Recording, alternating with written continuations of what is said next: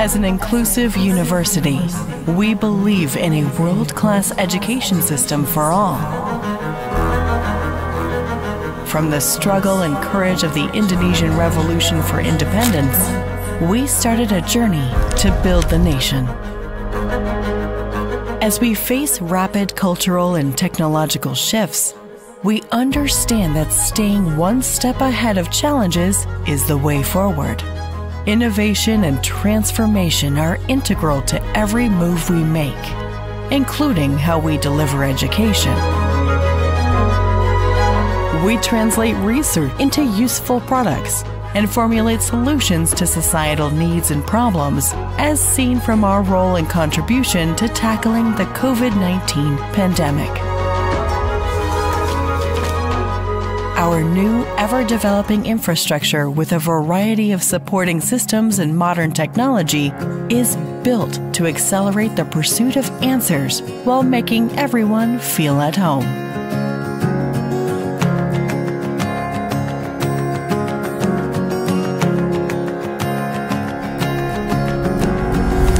Passions are nurtured beyond academic fields.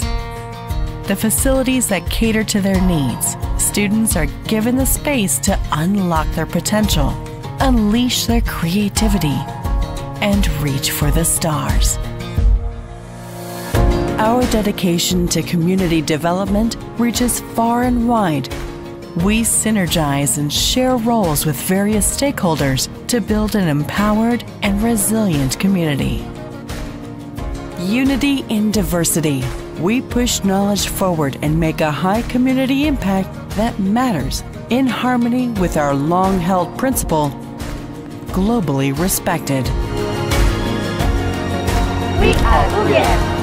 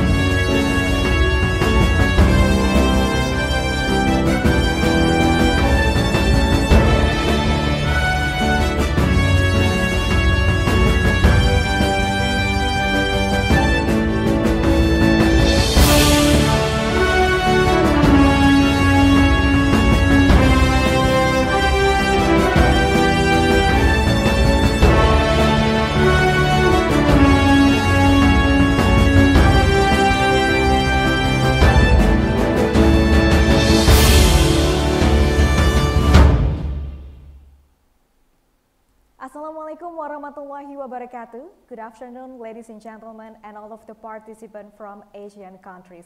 Welcome to the 10th Community Webinar Series, the 2023 Asian Higher Education Conference, organized by Ministry of Education, Culture, Research and Technology, Republic of Indonesia, in collaboration with the Council of Rector of the Indonesia State University, which is held today, the 9th of August 2023. Excellencies, ladies and gentlemen, this webinar is hosted by Universitas Pajajaran in collaboration with Universitas Gadjah Mada, Yogyakarta, Indonesia. And it's such an honor for me, Eta Aurea, to be your Master of Ceremony today. Well, ladies and gentlemen, Indonesia has the honor of serving as the Chairman of ASEAN for the 5th time. This year, in 2023, Chairmanship of Indonesia in ASEAN adopts the theme of ASEAN Matters, Epicentrum of Growth, which means that ASEAN remains important and relevant to the global community. And one of the most important things is education. So, Indonesia will convene 10 community webinar series of the Asian Higher Education Conference 2023 with the general theme, Higher Education, a Catalyst for Growth. Excellencies, ladies and gentlemen, today's webinar will bring the specific topic of post-COVID sustainable healthcare and industry. And the session will be led by our moderator, Dr. Yodi Mahendra Datta, MSc, Ph.D, FRSPH, And here is the profile of Dr. Yodi.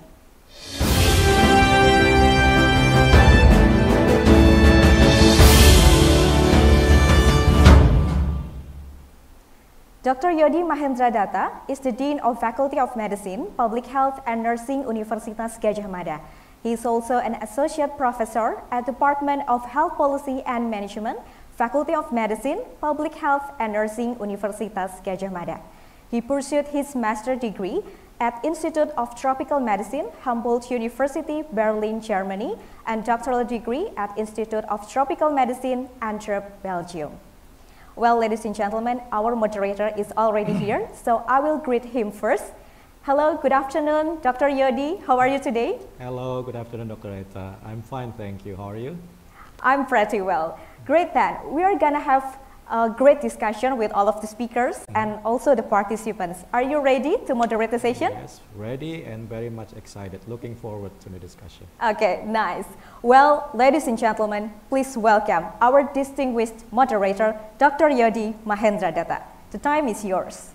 Okay, thank you, Dr. Eta. Bismillahirrahmanirrahim. Assalamualaikum warahmatullahi wabarakatuh. Excellencies, Honorable Rector, distinguished speakers, colleagues, ladies and gentlemen. Let me set the stage by highlighting the bad news and the good news. The bad news is, although today COVID is no longer a public health emergency, most likely there will be another pandemic. As we've witnessed, it's very difficult to prevent a pandemic. The good news is, by now, we've gained a wealth of lessons and insights which, if we act upon, should put us in a better position to deal with the next pandemic. In that context, our webinar today will facilitate an exchange of knowledge and ideas on post-COVID sustainable healthcare and industry to depict possible roles of academics in building a sustainable and resilient healthcare system for the future. By bringing together experts from diverse backgrounds, this webinar aims to foster a collaborative and multidisciplinary approach to supporting such system through resilient and agile education, research, and service.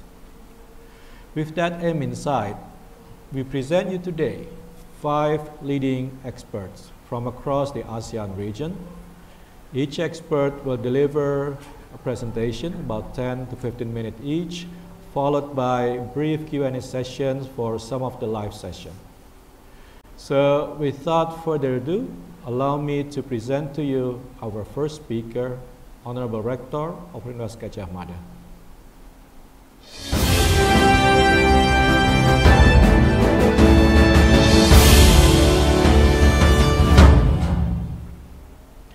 Professor Dr. Ova Emilia is the Rector of Universitas Gadjah Mada. Previously, she was the Dean of the Faculty of Medicine, Public Health and Nursing, Universitas Gadjah Mada. She's a specialist consultant in OBGYN, and she holds a Ph.D. in clinical teaching from New South Wales. And she also has a Master of Medical Education from Dundee and a Diploma in Medical Education also from University of Dundee. Professor Ova, can you hear me clearly? Thank you very much, Dr. Yodi. Okay. Can you hear me clearly? Yes, very clearly. Thank you for joining us in your busy schedule. So we have about 10 to 15 minutes for the presentation, and we'll follow with a brief Q&A. Professor Ova, the floor is yours. Thank you very much, Dr. Yodi. Let me share the slides. Already see the slide? Still waiting? Yeah. Still waiting? Okay, So, we see the slide now. my focus is in creating nationwide research atmosphere in higher education. Of course, as the moderator already mentioned, the main is to prepare new emerging health problems in the future. When we look at the previous COVID pandemic, in the last 3 years, we see that the outbreak of COVID has demonstrated the challenge to not only public health, but also economics and also societal stability. If you look at the graph here, that during the March up to September, there is significantly declining like data or whatever the information from all the countries here, where it means that and reflecting that the pandemic make everybody in panic. Yeah, no solution exactly, no evidence, and even we don't have enough knowledge to combat the sudden high scale and emergent pandemic itself. So the question is what we have to do. Of course, that we can use the evidence and we can plan what we have experienced during the 3 years to make more like a preparedness for future life. And we can use all the evidence during the pandemic to prepare, to make a program to prepare for the future. And when we look at the analysis, we need to have a proactive approach to strengthen our preparedness. And we need the higher education institutions, of course, to have a good collaboration with the government. And I think it is necessary. And the key strategies for the government and higher institution to accelerate the preparedness, of course, is through evidence-based practice here. So through research that is robust, that is done in the collaboration between government and higher education institutions. At least there are 8 key strategies and how the nationwide research agenda can be prepared. So like first, in the country level, we have to support about the collaboration. The secondly is we have to prepare the research infrastructure. I think we experienced that during the pandemic, we see that we are not prepared and our research infrastructure is not enough or sufficiently to analyze, to diagnose, making a diagnostic tools for that. And then number 3 is the research grant and fellowships, and also the early warning systems. Number 5 is we need open access and data sharing. Also, there is a new trend for the pentahelix partnerships, the public-private partnership, that we learn that we cannot work alone. And then number 7 is about the future training and educations, and also the strategies for the evidence-based policies. We will see one by one. Number 1 is for the collaboration. Of course, the government can encourage the higher education to collaborate with more stakeholders, such as public health agencies and also private sector entities. And in this case, we also have to promote the interdisciplinary research that we see that in the field, the problems is very, very multidisciplinary and cannot be solved only by one sector or one discipline only. And we already learned, for example, when we are talking about the shelter, the safe shelter, then we need to look at not only about the infrastructures itself, but also about the social structure and how the psychology of the people in different contexts. And secondly, the strategy for improving the research infrastructure, where I think this is very important, that research capabilities should be guided and should be invested by the government, and the government should provide adequate funding, of course, for the state-of-the-art or the high-quality research infrastructure, so they can prepare for anything that is related with the future need, like for example, how to preparing the vaccine or the drugs for future pandemic. Yeah, so well-equipped laboratories, and then computing facilities or analytic data facilities, yeah, are very crucial for research efforts. And I think this is also the experience that the research is not only for research itself, but it should be very dynamic, where the research is also have close interaction with the context that is faced by the country, because we know that during COVID we move from the Delta and then Omicron, yeah, which each is find out because we do continuous research. And so here the model is not only we are waiting until the research is advanced and the result is advanced, but we keep making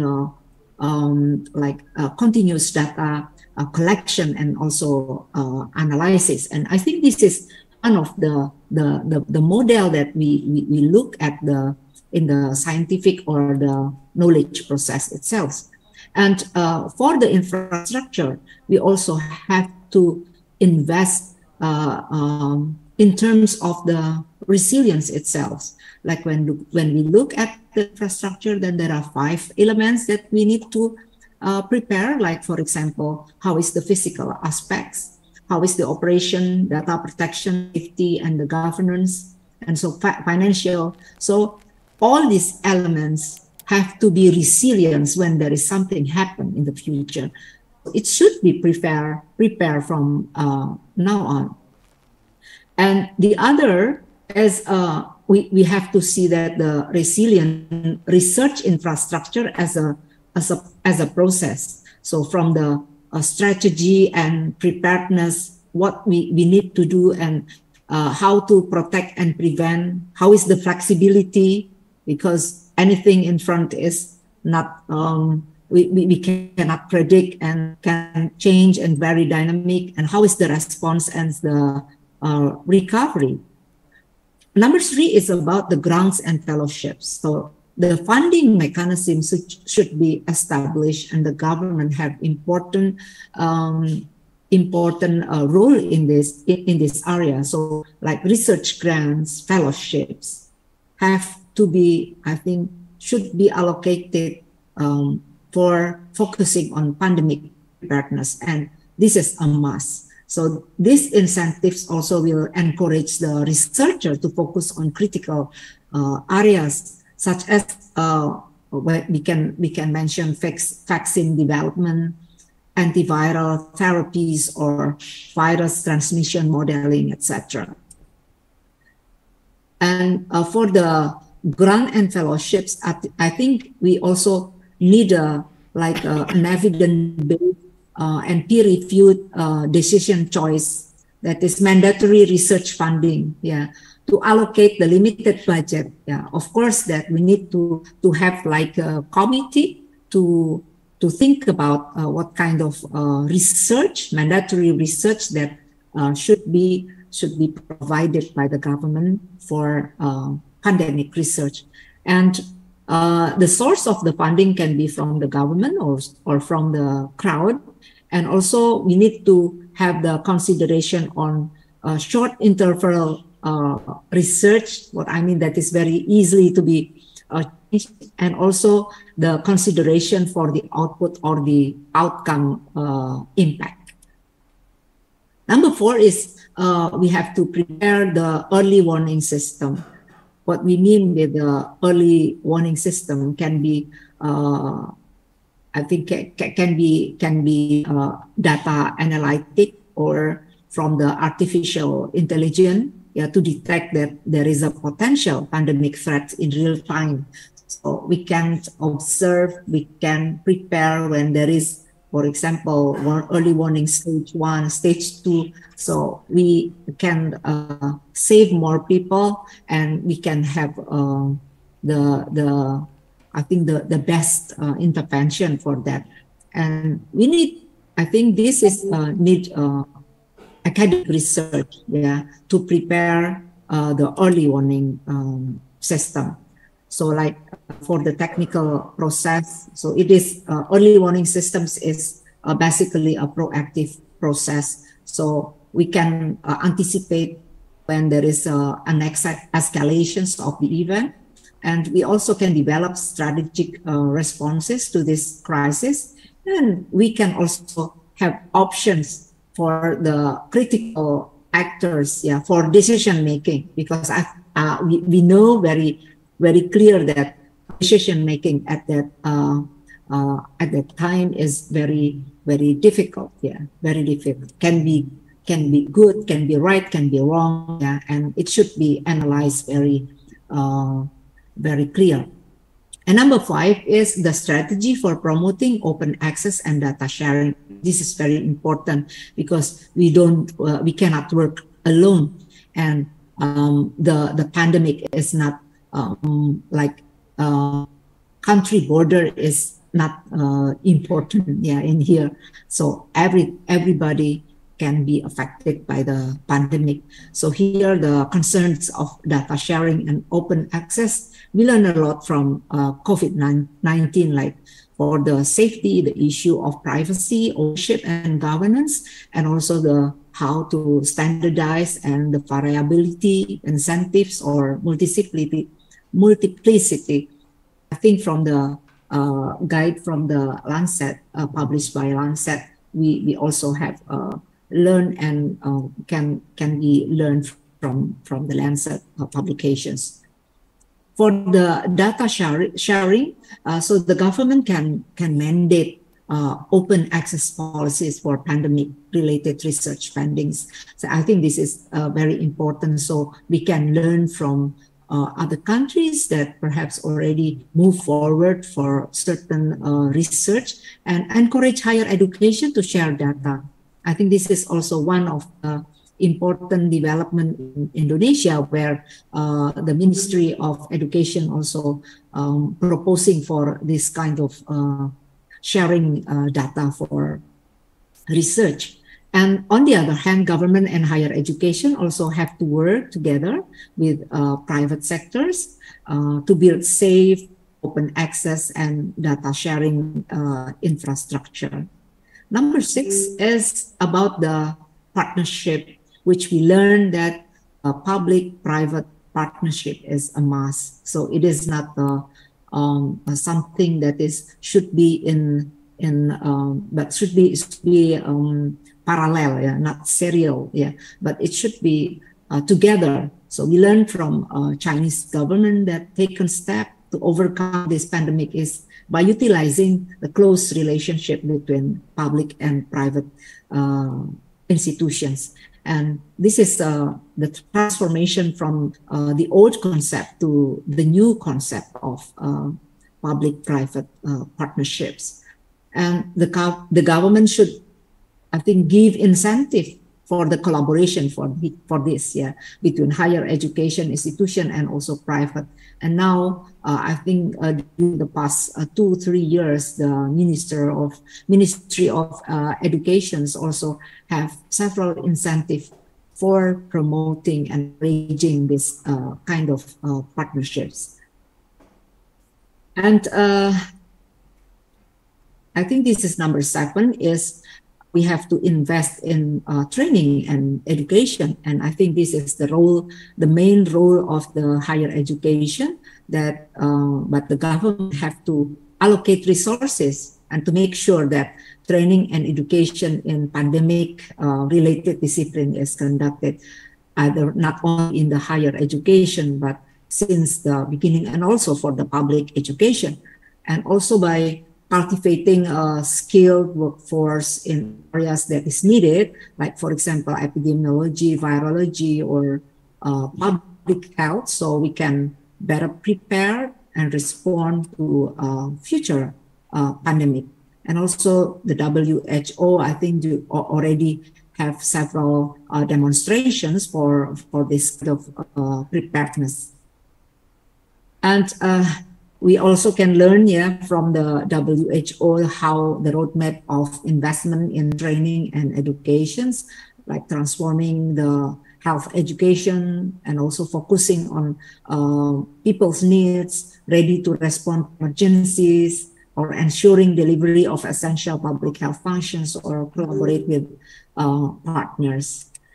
And I think I will go to for the roles of higher educations here for the training educations is for transformations and also innovations. And we have to make sure that we meet the needs of the people or the country. And we also have important roles in quality assurance and also in international collaboration and mobility. And I think this is the last strategies that we have to implement the evidence-based policies, and the government, to enable government to implement evidence-based policies. Of course, we need robust scientific evidence that is generated through research. I think I will go to the conclusions that I think investing in higher education research today is, I think, a long investment for healthier and also more prepared, more resilient people in the future. I think that is for the presentation from me, Dr. Yodi as moderator.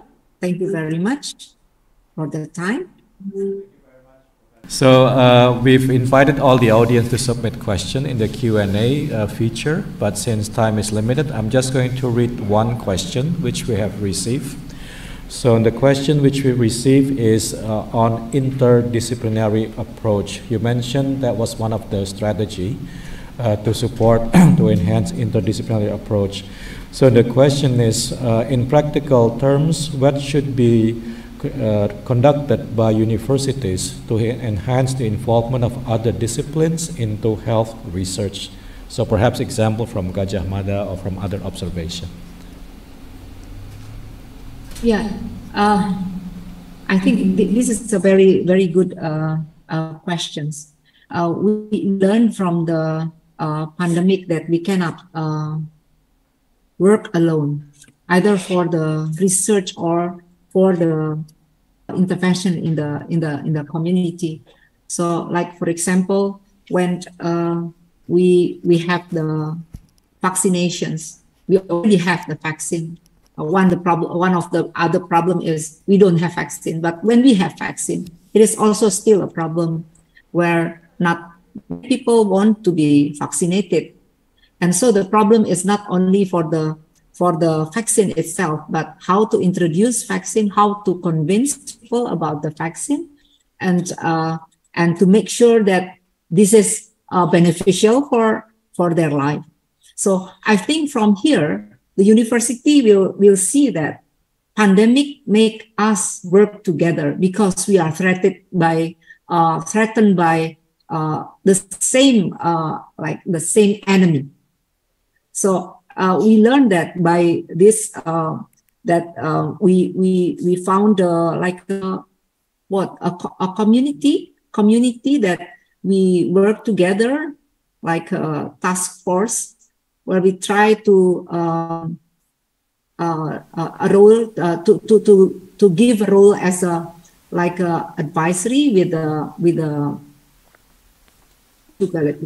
local government. So what we have to do, what we have to decide what is the steps. And at that time, we learned that the coordination is very nicely happened. And I think this is, we learned that this is the role of the university, that the university have to provide the valid research data, the valid evidence, yeah, about many things. And then here, the government or the local government will execute it as a policy or the regulations. And I think that is what we learned from the pandemic. And from that on, so we try to create our curriculum and also research agenda based on this I think pattern. Okay, thank you, Professor Ofa. We had other questions, but since time is limited, we are going to forward you the other questions, and hopefully you will be willing to actually share, to answer the questions later on, because there are a few more questions, but we are going to move on to the next presenter. So thank you, Professor Ofa, also for highlighting the key message that investing in higher education research is an investment in a healthier and more resilient future. So, ladies and gentlemen, please join me to give a virtual applause to Professor Ofa as our first presenter. Thank you, Professor Ofa.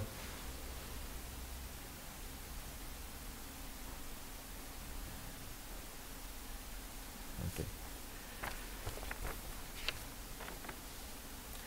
Now, ladies and gentlemen, we are moving forward to the next speaker. The next speaker comes from Malaysia. Her Excellency Dr. Zaliha binti Mustafa.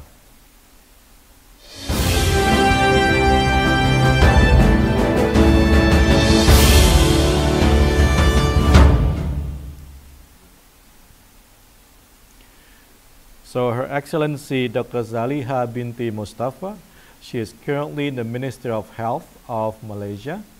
Previously, she was the Political Secretary to the Minister of Women, Family and Community Development. She was also a Medical Officer in Pekan and Taiping District Hospitals, Housemanship in Sultan Aminah Hospital JB, and Medical Officer in Penawar Healthcare Group. She graduated with a degree in medicine from University Kebangsaan, Malaysia. She will deliver her presentation through a live video.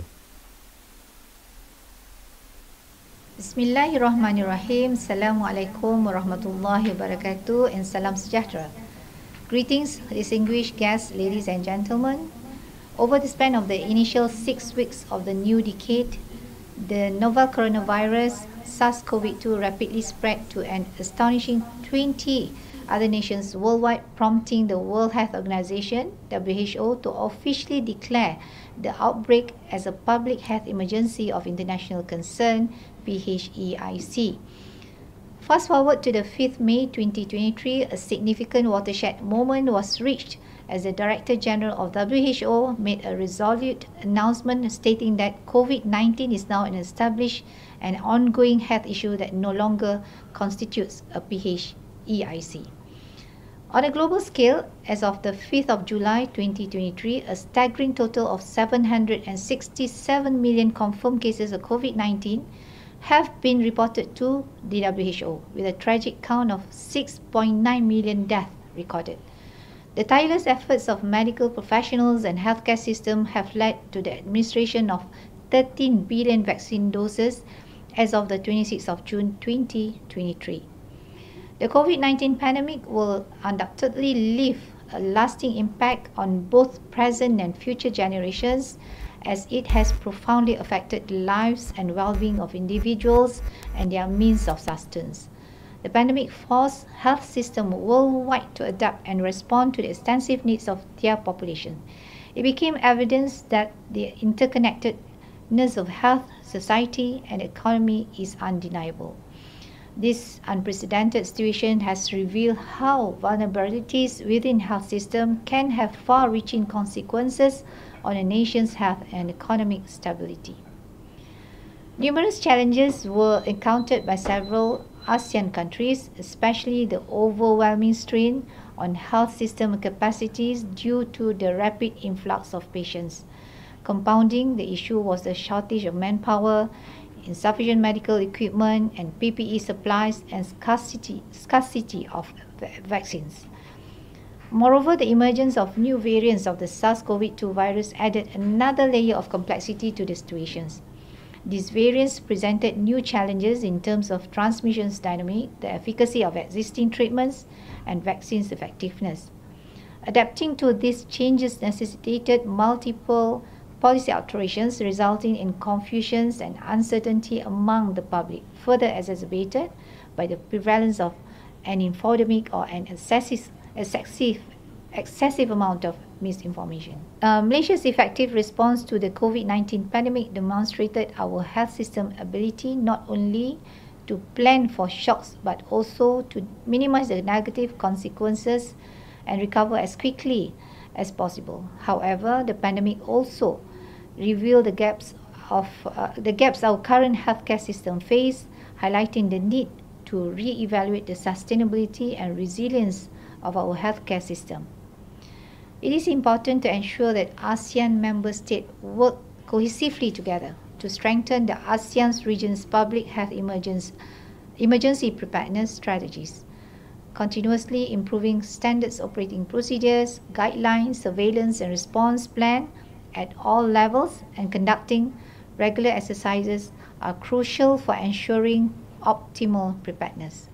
Through the ASEAN Health Sector Platform, Malaysia led the ASEAN Emergency Operation Network (EOC), where member states contributed through initiatives for capacity building and the exchange of technical and clinical information, which are vital for managing the region's effort in building a resilient regional health system.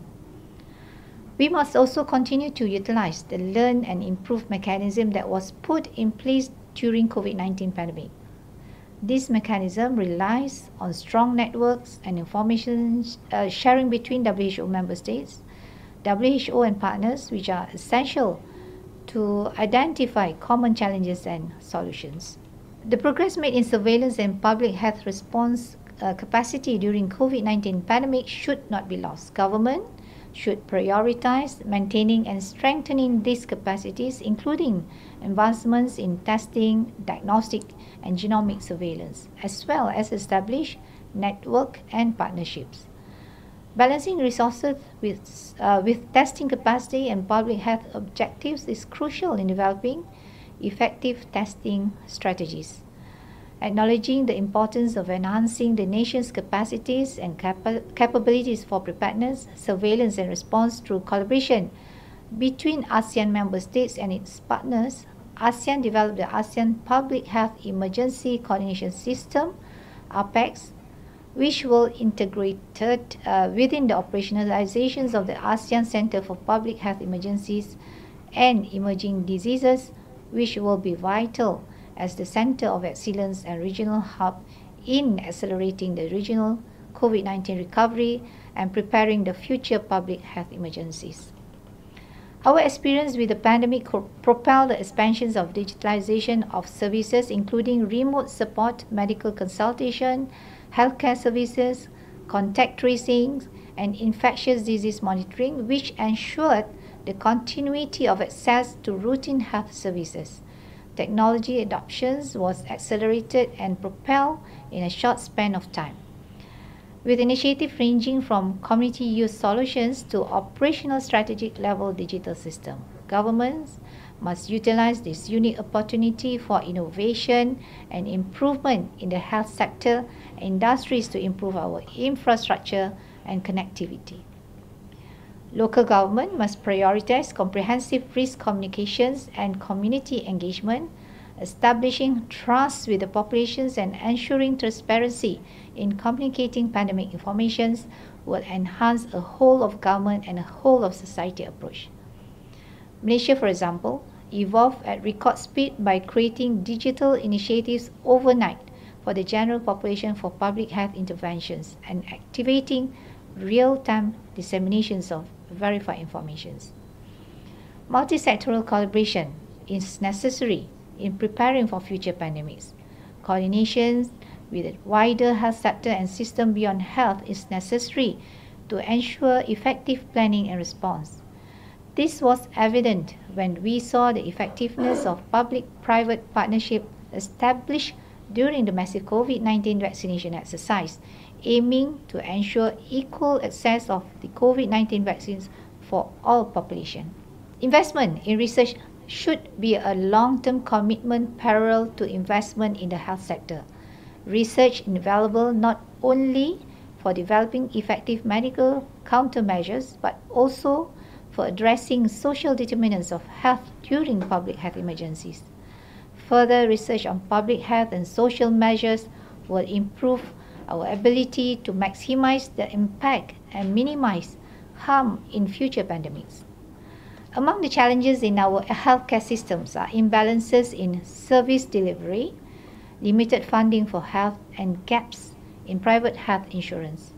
Sustainable financing is crucial for strengthening the global architecture for the health emergency preparedness and response. Governments should establish pandemic funds to provide long-term funding, bridge existing gaps, promote coordinations, incentivize increased investment, and advocate for stronger healthcare system. By investing in healthcare and strengthening delivery system, we can better prepare for future pandemics and avoid stumbling into them blindly. In conclusion, the COVID-19 pandemic has undoubtedly been a significant catalyst for change in public health interventions. ASEAN countries have been forced to adapt quickly and implement measures to combat the virus. This experience has highlighted the need for comprehensive and holistic approach to future pandemics.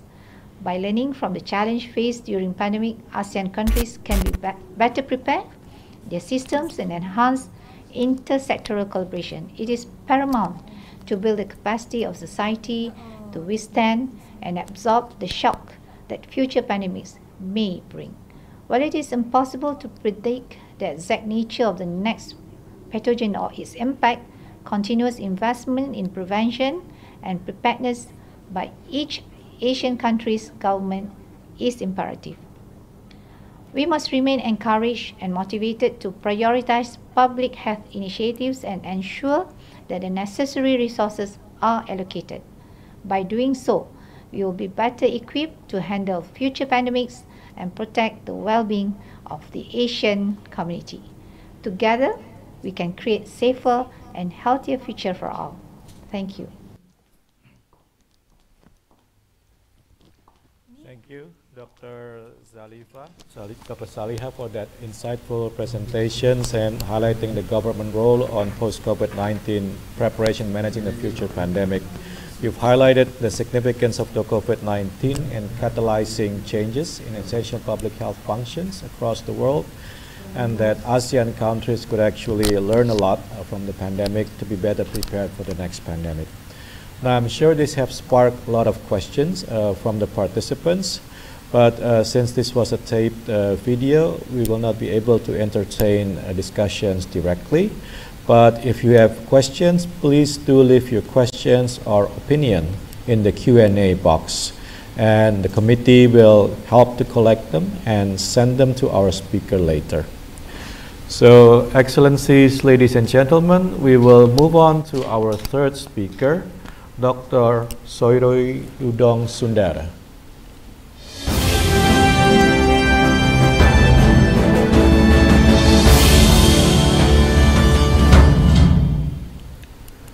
Dr. Sourioudong Sundara is the Vice Minister of Education and Sports from Laos, and he was previously the Vice Minister to the Ministry of Science and Technology in Laos, and he completed his postgraduate study at the Comenius University, Czech and Slovak Federal Republic. Dr. Sourioudong Sundara is going to speak to us on the government role in higher education, accelerating research, and building a resilient education system to better prepare for future pandemic. Dr. Sundara, we're delighted to have you today. Can you hear us clearly? Yes. Okay. Okay. Thank you very much. Yes, please. Please, the Chairman, distinguished Yes. On behalf of Ministry of Education, Sport of LAOS, I would like to join the ASEAN colleague to express my sincere thanks to Indonesia for organizing the mindful event related to higher education with a keynote on government role in higher education to accelerate research and better prepare for the future pandemic. Today, I would like to share the importance of research on future pandemic preparedness and the government role to accelerate the research in higher education. LAOS has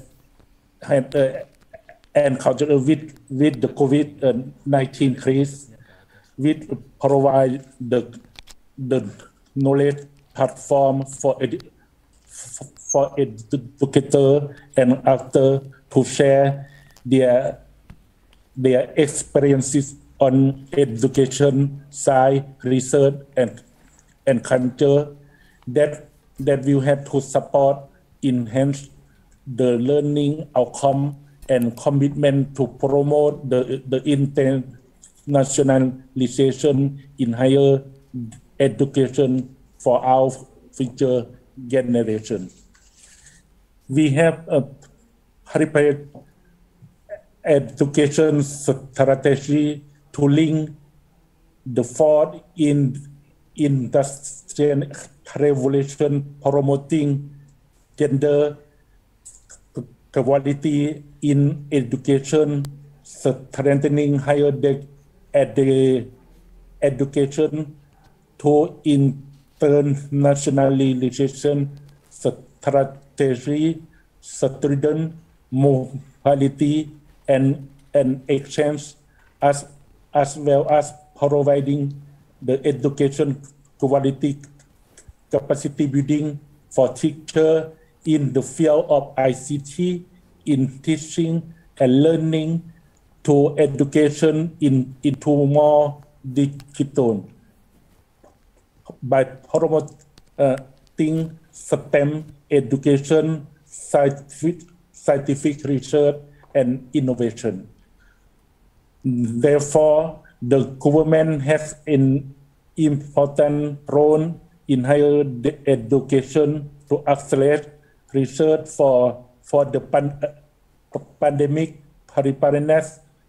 Some of the way that the government can support and promote research in this area as follows. First, providing adequate and sustainable funding for research institution, project, and program that focus on the pandemic preparedness, such as surveillance, prevention, detection, response, and recovery. Second,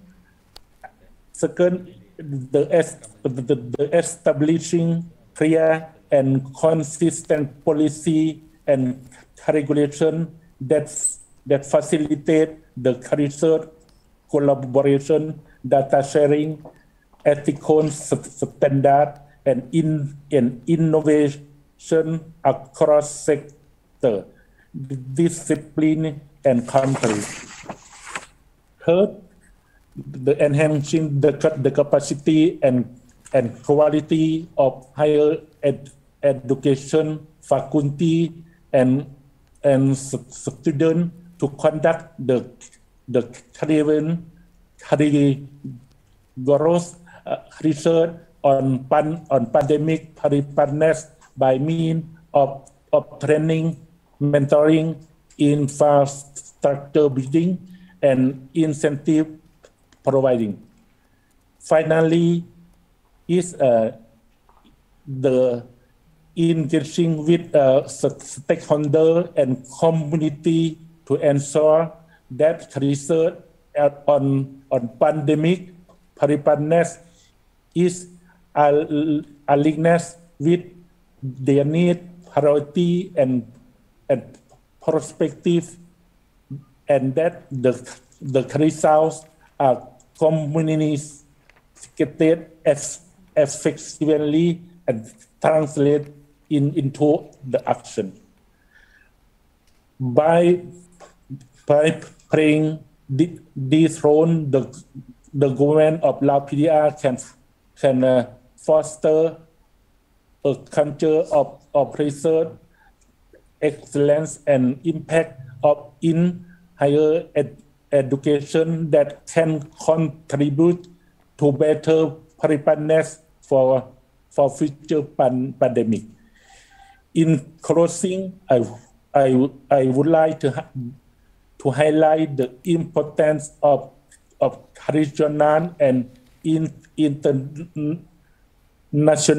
cooperation to foster research for pandemic preparedness that can be done in several ways, such as first, participating in network and platform that coordinate and fund research on pandemic preparedness. Second, sharing data information, best practice, and research output on pandemic preparedness and response. Third, collaboration and joint research projects supporting the capacity building and resilience for low and middle income country to conduct and use research for pandemic preparedness, such as through technical assistance, training, funding, and partnership. The last is the aligning national research agenda and policy with regional and global framework and recommendation for pandemic preparedness, such as the international health regulation and the One Health approach, and the independent panel for pandemic preparedness and response. Once again, I would like to note that cooperation for preparedness at sub-regional, regional, and global level is important, because one country weakness in preparedness can translate into regional and global weakness. Last one, I hope that with our close collaboration and knowledge sharing in education, science, and culture will help us to achieve the sustainable development agenda by 2030.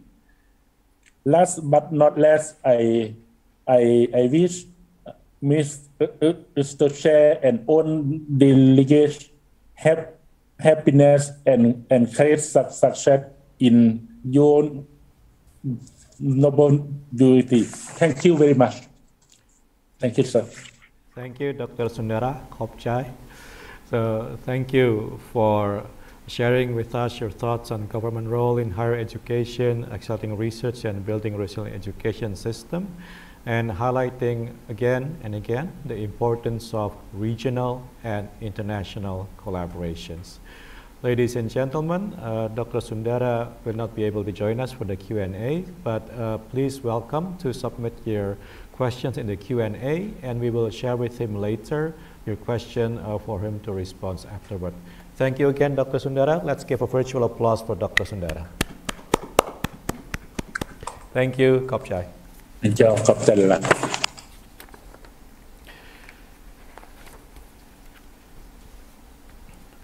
and gentlemen, next we move to our fourth distinguished speaker.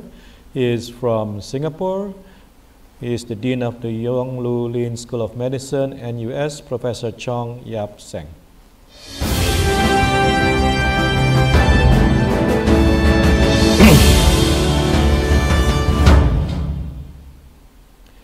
So Professor Chong Yap Seng is currently the Dean of the Yong Lu Lin School of Medicine, NUS.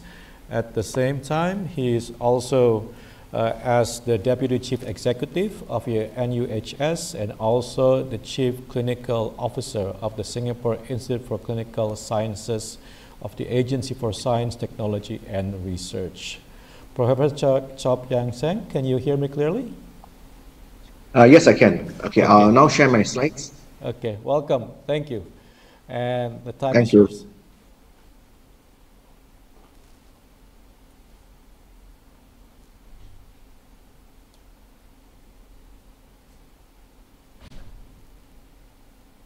Okay, good afternoon, Excellencies, distinguished speakers and participants, guests, ladies and gentlemen.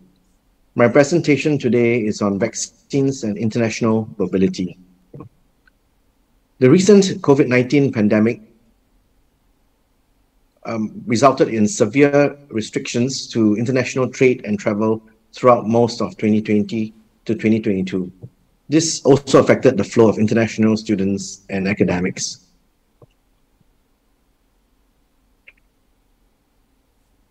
The Strategic Preparedness and Response Plan produced by the World Health Organization describes the 11 pillars of outbreak response, 8 vertical pillars and 3 cross-cutting horizontal pillars. These pillars are critical elements in the response to COVID-19. The 8th vertical pillar highlights how vaccines are a fundamental part of outbreak response, while the 3rd cross-cutting horizontal is how research, innovation, and evidence equip us with the knowledge to manage an outbreak, with research in vaccines in particular being a key enabler. COVID-19 vaccines became commercially available at the end of 2020, but it's only after mass vaccination rollouts in 2021 and 2022 that countries started to open up again when the majority of their at-risk populations had been vaccinated. It is clear that rapid vaccine development and deployment will be key in reducing the risk and duration of mobility restrictions in future pandemics.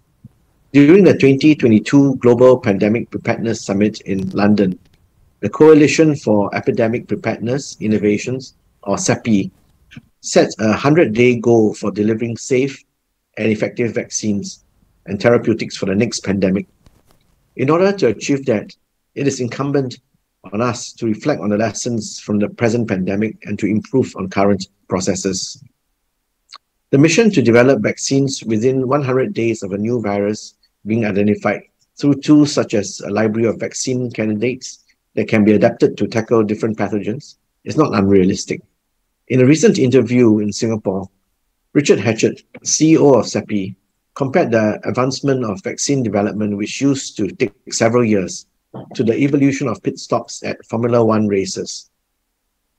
Such pit stops used to take up to a minute and now takes no more than 3 seconds without compromising safety. I think if we can deliver vaccines within 100 days, we actually get within striking distance of being able to prevent pandemics altogether, said Richard Hatchett. First, perhaps we need to acknowledge that the development, testing, manufacturing and global distribution of the COVID-19 vaccines is first and foremost a miracle. The success of mRNA vaccines took most of us by surprise.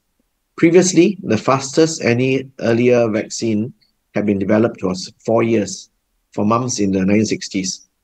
The shots developed by Pfizer, BioNTech and Moderna took less than 12 months.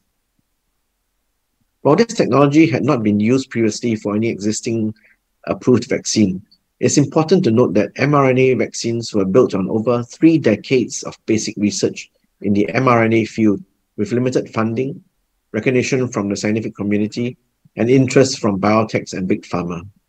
This shows the importance of continuing basic discovery science even when the translational and commercial values are not clear at the outset.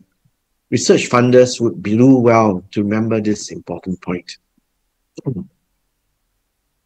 Paradigm shifts also occurred in the clinical development and regulatory approval processes for the pandemic vaccines. For example, clinical development phases were initiated prior to completion of earlier phases, with phase 2 and 3 clinical trials initiated based on interim results from phase 1 testing. Emergency use authorizations were also granted based on rolling reviews from regulatory authorities, with data packages amended as new information became available. This was only possible because, one, a higher level of financial risk-taking was accepted by both private and public sectors, which expedited assessment timelines. Two, in several cases, such as the development of the Moderna vaccine, public sector or government funding was used to offset the financial risk for many vaccine companies. And three, there was an unprecedented level of cooperation between the regulatory authorities and the industry and product development to market. There were also other factors which allowed us to rapidly develop multiple vaccines against COVID-19. First of all, importantly, we had the entire genome sequence of the virus within weeks of the epidemic occurring in Wuhan. Two, we were also fortunate that there had been years of research and laboratory evidence with other outbreak coronaviruses, such as SARS and MERS, enabling the rapid focus on the spike protein as a target for the vaccines. There were also multiple innovations in the implementation of clinical trials, including innovative trial designs, the use of modeling to identify emerging hotspots for opening trial sites, and the use of remote control tower monitoring of distant clinical trial sites. The last is particularly important in view of the mobility restrictions during the pandemic, which severely limited the ability of the clinical trials team to make site visits. What this pandemic has shown us is that for most diseases, vaccine efficacy is a continuum that depends on the host, pathogen, and the vaccine. Very few vaccines in real life offer sterilizing immunity, that is, protection against infection. Most vaccines offer protection against both disease and infection to a certain extent, but for respiratory viruses such as COVID-19 and influenza, protection against infection wanes within months as circulating antibody levels naturally drop over time. However, protection against severe disease is more long-lasting. Hence, people vaccinated against COVID-19 are still protected against severe disease when they get infected post-vaccination. This protection is not complete, of course, and in the elderly and frail, there remains a small risk of dying from COVID-19 even after booster doses of the vaccine have been administered. Pandemic preparedness is currently high on the agenda of many countries around the world that have acknowledged how ill-prepared we were. Pandemic preparedness programs have thus been initiated, which include the development of pandemic vaccines. While much has been accomplished during the pandemic itself, much more remains to be done during peacetime. With COVID-19, science had delivered a miracle, and with that, a list of possibilities. We have had multiple innovations in all the various aspects of vaccine development and rollout, which will stand us in good stead for future pandemics. We also have a more nuanced understanding of vaccine efficacy, effectiveness, and protection. However, we need society support if we do not want a repeat of the COVID-19 pandemic, and one major barrier for humanity is vaccine hesitancy. Vaccine hesitancy, defined by the World Health Organization, is the delay or refusal of vaccination despite the availability of vaccination services. On one end of the continuum, there is the small but vocal minority of people, approximately 3%, who refuse all vaccines. On the other, there's the majority of the population who accepts all vaccines. And in the middle, we have individuals who are hesitant, which could include people who accept most vaccines but refuse others, such as the annual flu shot, or folks who ask for alternative schedules and space out vaccines for their children during the crowded pediatric visits. Efforts right now are focused on equipping the group in the middle of the spectrum with information and or resources that can help shift them towards vaccination acceptance. In a recent article in Nature Human Behavior, published November last year, an extensive review of over 400 articles, the authors, Busing Vuren et al., made a strong case for distinguishing between hesitancy and behavior, and argued that including behavior within a definition of vaccine hesitancy is not tenable. In their conclusion, the authors proposed that vaccine hesitancy should be defined as a state of indecisiveness regarding a vaccination decision. There are complex intersecting factors that come together to shape people's decision-making about vaccinations. However, by focusing on individual decisions, it is easy to overlook other reasons and structural factors like politicization, distrust of the health system due to systemic racism, social inequalities, and access to vaccines that contribute to suboptimal vaccine uptake. A recent study published in Political Communications in March this year found that Fox News coverage was significantly more negative than that of other cable and mainstream sources, and is associated with increased negative public vaccine sentiment. At the micro level, self-reported Fox News exposure was associated with increased vaccine refusal. Collectively, the results highlights very real public health consequences of vaccine politicization in America, where partisan identity has become one of the primary determinants of vaccination decisions that may spill over to the uptake of other vaccines. The politicization of science can limit the positive impact of scientific advances and result in problematic health policy consequences. Trust is another key determinant of vaccine hesitancy, and there needs to be more efforts geared towards increasing trust. A recent study found that trust in science is negatively correlated, while trust in social media and the use of social media as the main source of information are positively associated with vaccine hesitancy. Pre-COVID, people were already listening to and seeking health advice from their peers or family, and many tend to pass on information to their peers or family without checking to see if they're accurate. Crises like the COVID-19 pandemic unleash fake news and alternative facts, and the spread of unverified information on the side effects and manufacturing processes of COVID-19 vaccines warranted the Ministry of Health and the government to put up notices and clarifications to stem untruths in Singapore. In Singapore, a doctor was even charged in court for colluding with the founder of an anti-vaccine group to cheat and submit falsified vaccination records. In order for the public not to rely on hearsay, one way is to share with them the real facts and evidence from experts in a way that relates and appeals to them. For example, NUS Medicine teamed up with the Global Outbreak Alert and Response Network at the World Health Organization to create the COVID-19 Chronicles in the early days of the pandemic, so that people in Singapore could get accurate, timely advice that was authoritative, easy to understand, and complied with evolving precautionary health measures aimed at breaking the chain of transmission and preventing new cluster outbreaks in communities. We thought the best way to do this was through a series of short comics which would have universal appeal, and so the COVID-19 Chronicle comic strip was born and was actually translated into many languages and distributed around the world.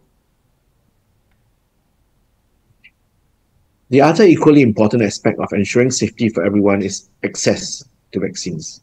During the COVID-19 pandemic, the majority of high-income countries, including Singapore, obtained vaccines way before the low and middle-income countries. They were able to cut deals more rapidly with the pharmaceutical industry, paying a premium for the vaccines that is beyond what low and middle-income countries were willing to or able to afford. While there were some efforts made by high-income countries to redistribute excess vaccines, more needs to be done to close gaps globally and increase vaccine access in low and middle-income countries. After all, no one is safe until everyone is safe. The COVID-19 Vaccines Global Access, or COVAX, co-led by CEPI, Gavi, and WHO, was set up with the aim to deliver 2 billion vaccine doses around the world by December 2021. This diagram here illustrates COVAX's model of operations. UNICEF and the Pan-American Health Organization Revolving Fund essentially serve as the distribution partners of COVAX, ensuring that vaccine doses bought from pharmaceutical companies obtained from high-income countries reach their targets in low and middle income countries. Although COVAX did not achieve its goal, its efforts benefited a large number of people in low and middle income countries. Some key innovations include: 1. Pooling funding from donor governments and self-financing governments in order to sign advance purchase agreements with manufacturers to supply low and middle income countries with vaccines. 2. Redistributing excess vaccine doses from high-income countries to low and middle-income countries. 3. Establishing a global no-fault compensation program for vaccine makers. And 4. Helping multiple low and middle-income countries scale up ultra-cold chain logistics for the mRNA vaccines. While the COVAX initiative is set to wind up end of this year, global efforts to improve vaccine equity needs to continue. There are vaccines to prevent more than 20 life-threatening diseases, but in some countries, access to vaccines is still an issue. Progress has stalled and even reversed in some places.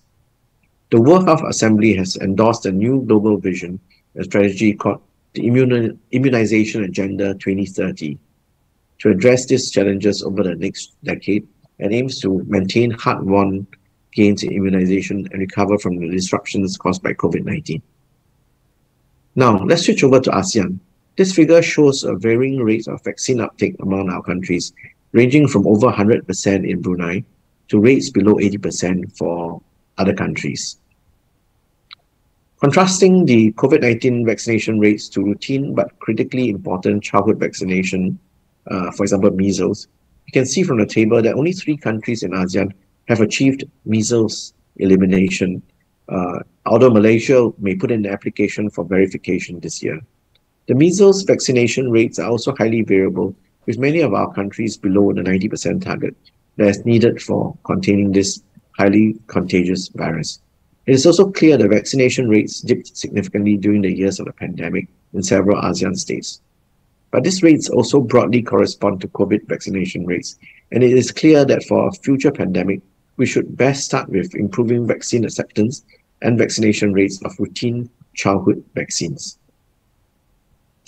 Regional outbreaks and the threat of future pandemics will strain even the most resilient health systems. Vaccinating ASEAN is our best safeguard against many communicable diseases and will contribute to our region's health security. We need to work together by sharing with each other our expertise and resources because we are only safe when everyone is safe. In addition to increasing childhood vaccinations, I would like to highlight 2 key initiatives that we should consider in ASEAN. The first is regulatory convergence, which is a process where the regulatory requirements across our countries become more similar or aligned over time as a result of the gradual adoption of internationally recognized technical guidance documents, standards, and scientific principles. The aspiration is for regulatory harmonization, where these processes become uniform. Regulatory convergence will aid the more rapid evaluation and approval of future vaccines or therapeutics. Secondly, it is important for ASEAN to be part of the global vaccine value chain. Vaccines, like most modern products, are largely not manufactured in any single country. The constituents come from many different countries, and most companies develop vaccines as part of a network.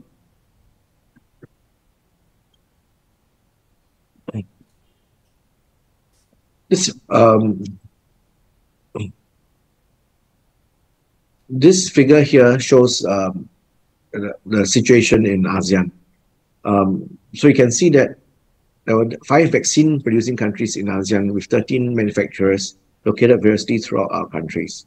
In 2021, Thailand, which has been active in vaccine research and development for several decades, began producing AstraZeneca's COVID-19 vaccine.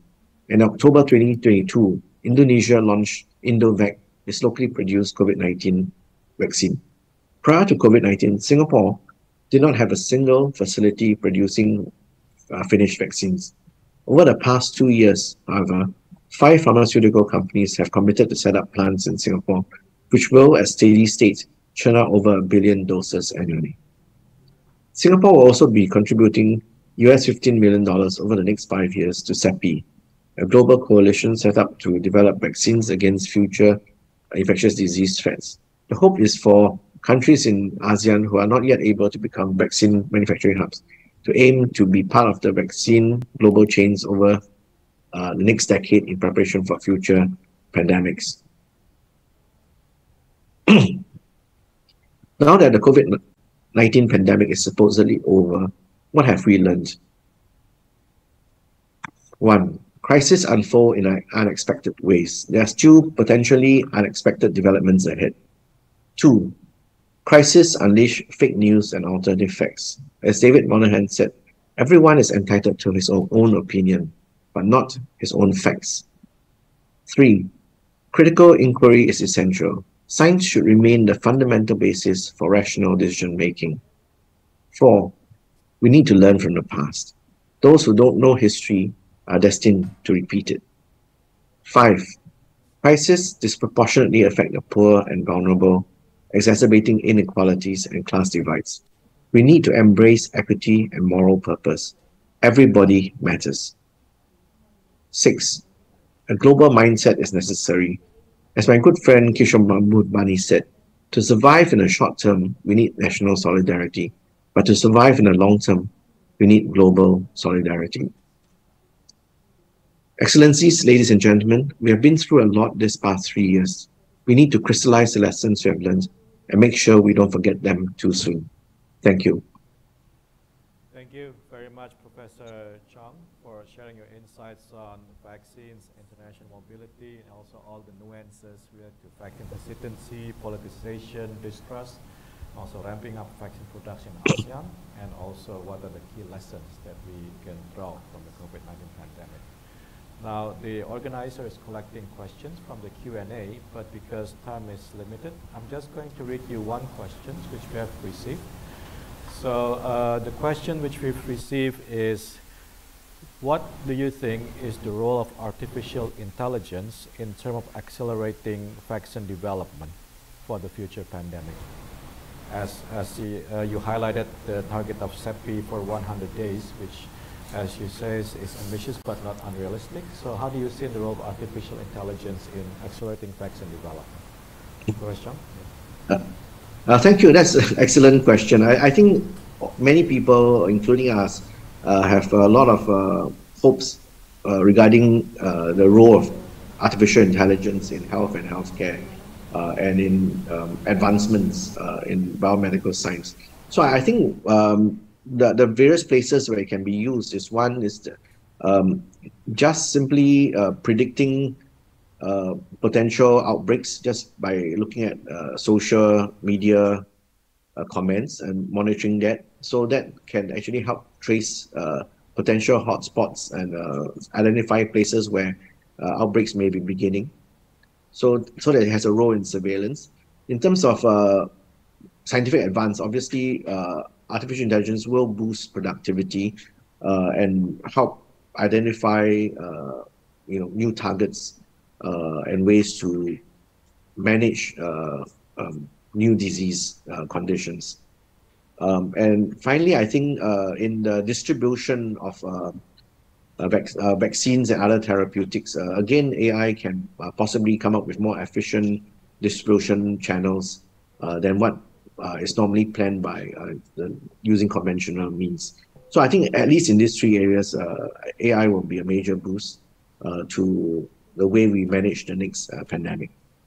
Okay. Thank you, Professor Chong. We have other questions, but since we're running out of time, if you don't mind, we will share with you the questions after this. And if you have the time to respond, we will share it with the participants. So thank you again, Professor Chong, and please give a virtual applause to Professor Chong for his presentation. Thank you. Thank you.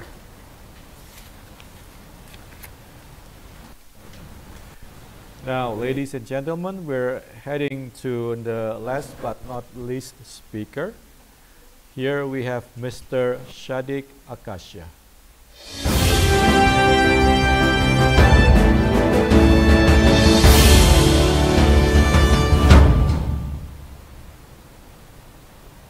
Mr. Shadiq Akasya is the CEO of PT Biofarma, Indonesia.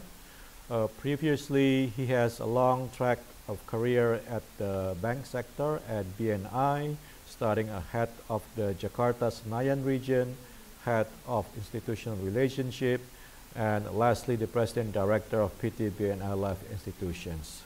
Mr. Shadiq Akasya will share his insights on challenges and prospects from private sector and vaccine research through a video.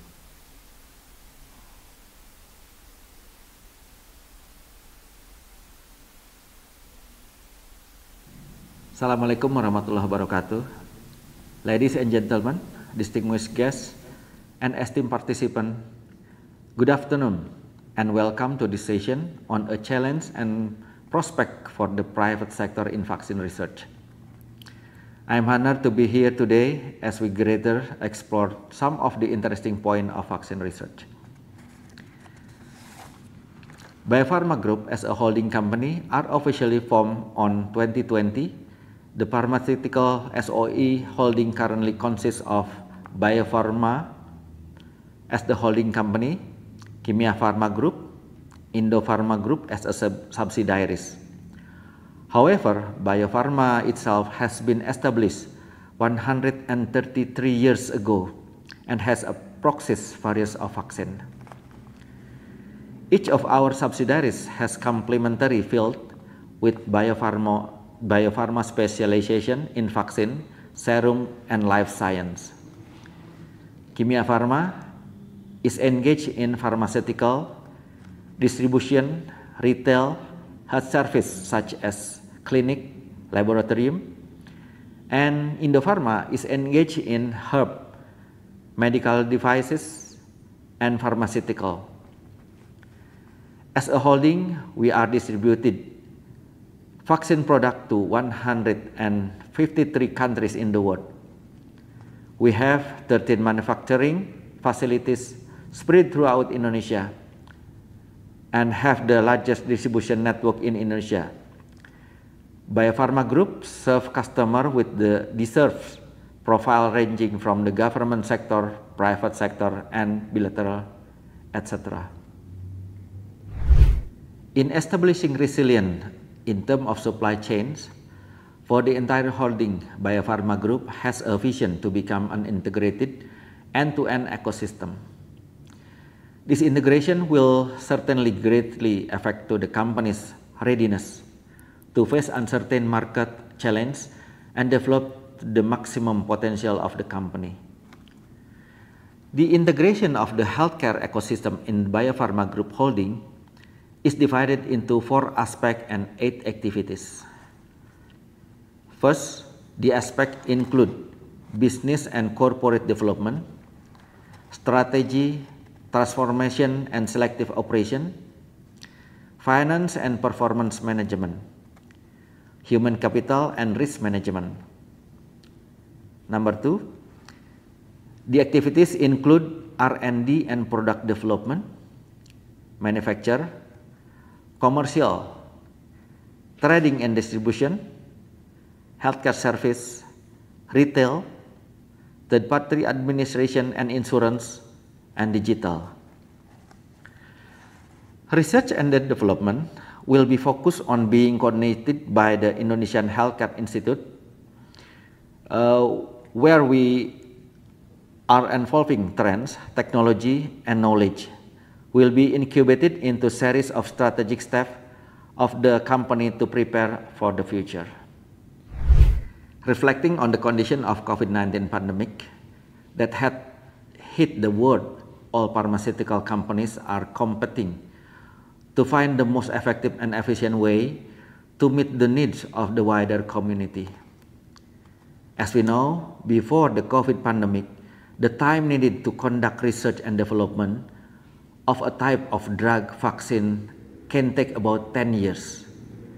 Even most pandemics and pharmaceutical industries stalwart would consider a development timeline of less than 5 years to be higher unusual. But when pandemic conditions occur, the research and development process can be accelerated in just 1 year. This is the next challenge when the pandemic is over. How can we continue the impact of global health further by remaining the rhythm that we have achieved when talking the COVID-19 pandemic? The accelerated condition that can be carried out in tackling the COVID-19 pandemic are purely due to the full collaboration of the stakeholders parties involved in it. The scheme is listed by the name pentahelix model, where research and development collaboration can run holistically among academia, industry, government, community, and of course media. The full support given by the stakeholders make a good synergy and has a quick impact of the wider community. Academia with all the development of new knowledge, trends and method. Industry with the ability and availability of adequate production and distribution facilities. The government with policies and regulation that serve a guideline for the community. And the community with the capability to open data of needs and advocacy. And the media in the role of socialization, education, and rapid dissemination of information. So, that the challenge of maintaining collaboration among stakeholders such as pentahelix model, this makes a paradigm shift in the needs that are expectation of the wider community of vaccines and immunization. This expectation include: 1. It is necessary to have speed and timelines of vaccine drug products to be accepted by the public, so that is required a broad product portfolio with various manufacturers. Number 2, because of the number of need is dynamic, it requires that the resilience of the company supply chains and increase in the capacity. Number 3, higher competition where innovation is in main drive so that companies can quickly innovate will continue to be concerned to the wider community. The last is the position of vaccine as one of the support of biosecurity, where people are increasingly aware of the urgency of vaccination and are starting to pay attention to more detailed aspects, especially safety. Several vaccine models that are still in prospectus in the future include: number 1, high income and nosocomial vaccine, which targeting healthcare acquired infection with larger burden in high income markets such as diarrhea, flu, and etc. Number 2 is potential blockbuster vaccine, which targeting high burden disease with the large potential patient tools such as HIV, hepatitis C, etc. Number 3, vaccine with incremental improvement to address optimization in the formula such as pertussis, typhoid, and measles, etc. Number 4, vaccine for the emerging threats with targeting emerging epidemiology such as Ebola, Zika, and etc. Number 5, vaccine with the low-income markets that targeting such disease with the higher burden in the low-income markets such as malaria, tuberculosis, and others. I think it's enough for this presentation. Thank you very much for your attention. Terima kasih. Assalamualaikum warahmatullahi wabarakatuh. Waalaikumsalam warahmatullahi wabarakatuh. Thank you, Mr. Shadiq, for sharing with us your insights all the way from an end-to-end ecosystem for the vaccine development productions, how it's accelerated significantly due to the COVID-19 pandemic, the pentahelix model, the reframe expectation for the immunizations, and some of the vaccine archetypes, which is still prospectus for the upcoming season. Now, ladies and gentlemen, since Mr. Shadiq delivered his presentations through a video recording, we will not be able to entertain direct Q&A, But again, you are more than welcome to leave your questions or opinion on the Q&A box, and the committee will help to collect them and share them with Mr. Shadiq for his response. So as we are approaching the end, let me end this discussion sessions in a traditional way, which is by reciting a pantun. For those of you who are not familiar with pantun, it's a traditional form of poem which is quite popular in Indonesia and also in Malaysia, I believe. So the pantun goes like this. In the wake of trials, a vision takes flight, a post-COVID world bathed in hopeful light. Healthcare and industry, hand in hand, building a future that's truly grand. Vaccine and treatment, fruits of innovation, eradicating disease with swift determination. From bustling hospitals to factory floors, a sustainable path society restores. So let us envision a post-COVID age where health and industry align on one page. Hand in hand we pave the way for a brighter future, come what may. Thank you very much again to our speakers, Professor Ova, Dr. Zaliha, Dr. Sundara, Professor Chong, and Mr. Shadiq. And I will give back the stage to our Master of Ceremony, Dr. Etta. Dr. Etta.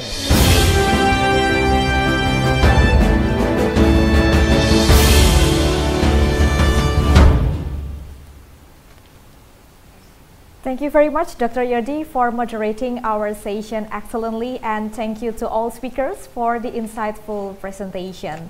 Ladies and gentlemen, we are so delighted to see the great enthusiasm during this webinar, but unfortunately, we have come to the end of the session. And we'd like to give you the warmest gratitude for your participation and also attention. Hope you find this webinar to be fruitful and engaging. And ladies and gentlemen, please don't forget to join the next webinar that will be hosted by Universitas Indonesia on the 16th of August 2023. So it will be in the next week under the theme of Innovative Collaboration. That's all, ladies and gentlemen. I am Etta Aurea as your Master of Ceremony signing out. See you in the next event. Good afternoon. Wassalamualaikum warahmatullahi wabarakatuh.